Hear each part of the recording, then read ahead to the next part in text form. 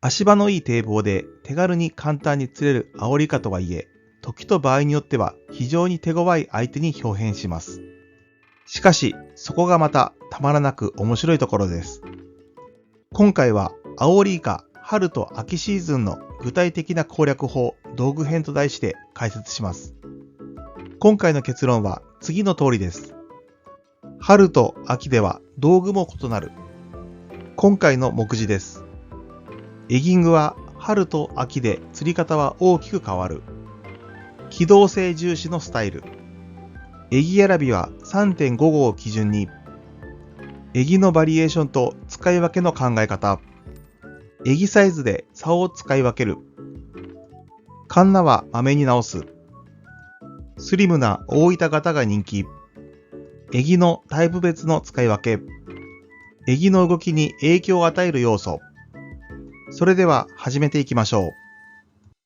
エギングは春と秋で釣り方は大きく変わる。疑似針を使った釣りの中ではトップクラスの人気を誇るアオリイカのエギング。近年までのブームによる釣り場の賑わいは落ち着いたものの、シーズンともなれば有名ポイントには入れ替わり立ち替わり釣り人が訪れます。釣って楽しい、食べて美味しいとなればそれも当然のことでしょう。そんなアオリイカの寿命は1年と言われています。夏に孵化したイカは秋から冬にかけて成長し、春に産卵して一生を終えるというのが通説です。ちなみにアオリイカの産卵シーンはスキューバーダイビング愛好者にも大人気で、シーズン中は毎日のように産卵床の周りでダイバーが観察を楽しむために列をなします。しかし毎日のように潜っているあるダイビングインストラクターの話によると、産卵し力尽きて死んだアオリイカの姿はほとんど見たことがないと言います。そのため本当に寿命が1年なのかどうか確信は持てないらしいです。ともあれ通説に従うと、1年という寿命のサイクルの中に様々なステージがあり、成長しきった姿は最大 4kg から 5kg になるのですから、時期によって釣り方や道具立てが変わるのは必然です。岸釣りエギングのシーズンは大きく2つに分けられます。3月から7月頃の成長しきった大型を狙う春シーズンの釣り、そして9月から11月の成長期のアグレッシブな小型の数釣りが楽しめる秋シーズンになります。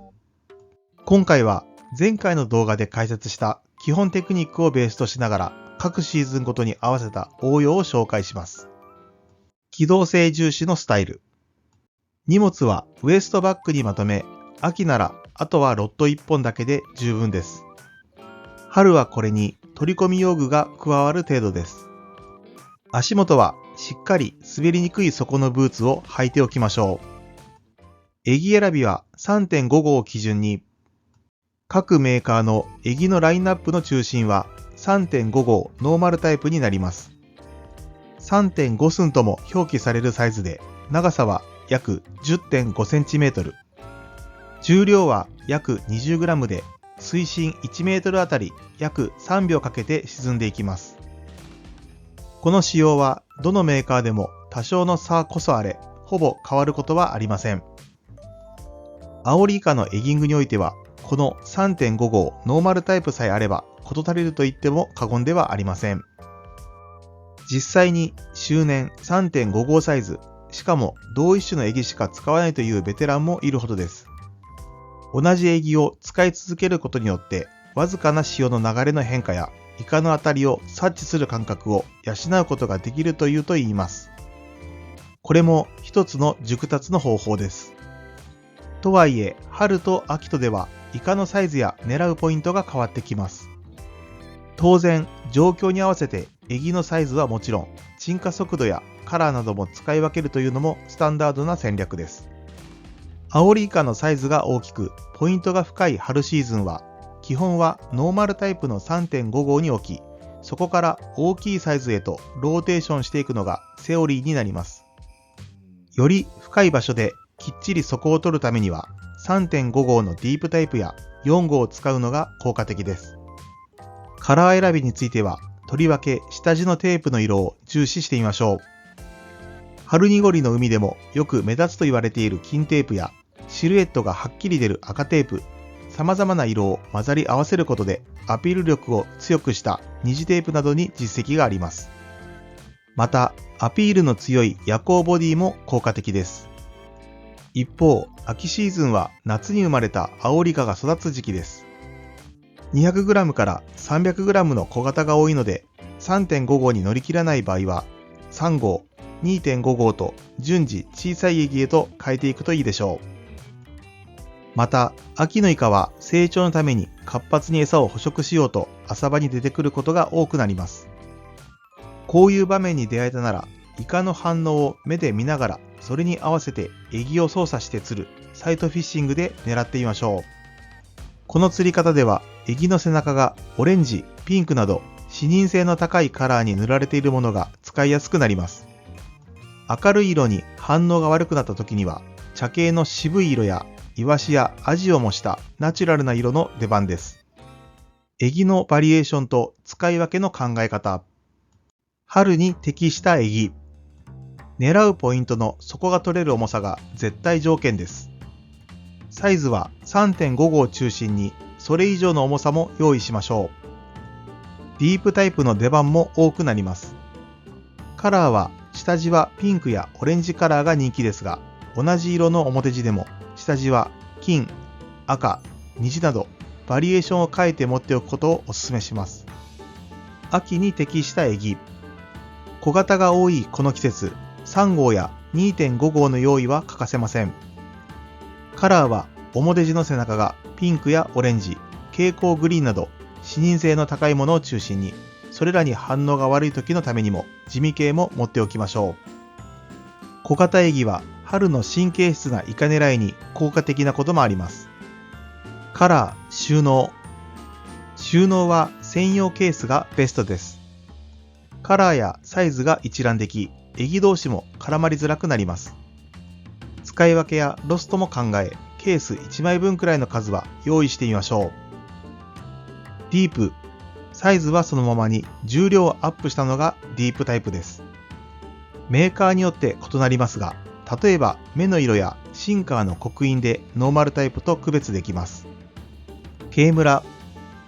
蛍光紫の略称で紫外線に反応して青白く光るボディカラーです。古くからイカ釣りのプラズノなどに使われて実績を上げていました。エギサイズで竿を使い分ける。エギの重さは 2.5 号で約 10g、4号で約 25g と大きく違うので、竿は春は固めのもの、秋はしなやかで柔らかめのものと調子を使い分けるとより快適です。長さは8フィートから8フィート半くらいが使いやすくなります。カンナはまめに直す。根がかりから回収したエギはカンナが曲がっていることが多いので、こまめにチェックし、曲がっていれば直しましょう。貼り直しのジグがついたイカジメグを使えば簡単です。スリムな大分型が人気。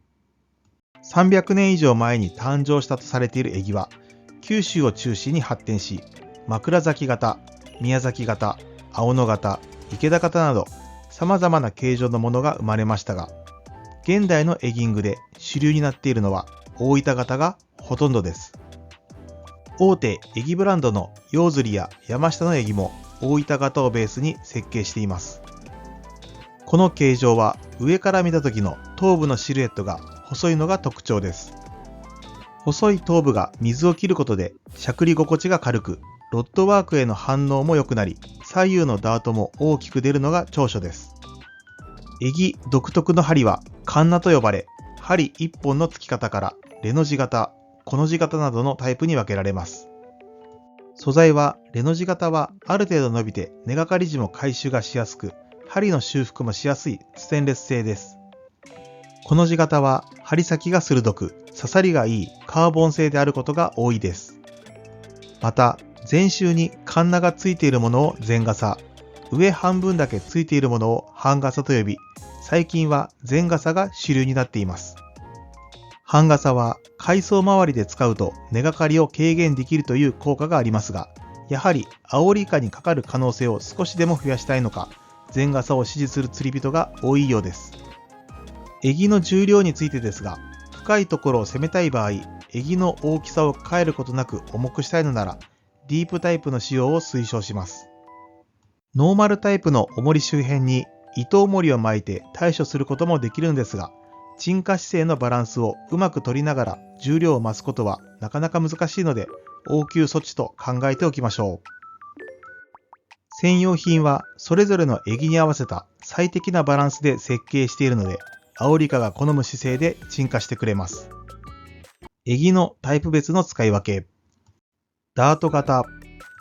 ボディを上から見た時の頭の形状が細い大板型などの襟は、しゃくった時の抵抗が軽く、水を切って左右に動く、いわゆるダートアクションが大きく出やすいのが特徴です。また、フォールの時にも細い形状ゆえ、水を切ってスッと落ちていくので、潮流の影響を受けにくく、底取りがしやすいというメリットもあります。跳ね上げ型。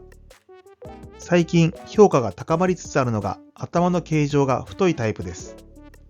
この形状は跳ね上がりが大きいのでアピールが強く、モバなどを攻める際も根がかりしにくくなります。また、広い投影面積によって水を捉えながらフォールするので、感度が良く、潮流の変化やしゃくり感がしっかりと手元まで伝わってくる特徴があります。襟の動きに影響を与える要素。スナップ。襟とリーダーの接続は直接結節するよりもスナップを介した方が襟の動きが良くなります。使う襟が小さい場合はスナップも小さなものを選びましょう。カンナ。レ型のカンナ。針の隙間が狭いと沈下時に水膜が張って襟がゆっくり沈むとか、隙間が広いと絡まったゴミが外れやすいなど、それぞれに長所があります。羽。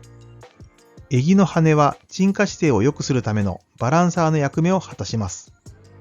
また、ゆらゆらと揺れることでイカを誘う効果もあると言われています。今回の授業は以上となります。最後までご視聴ありがとうございました。高評価やチャンネル登録をしていただけるととても嬉しいです。また次回の動画でお会いしましょう。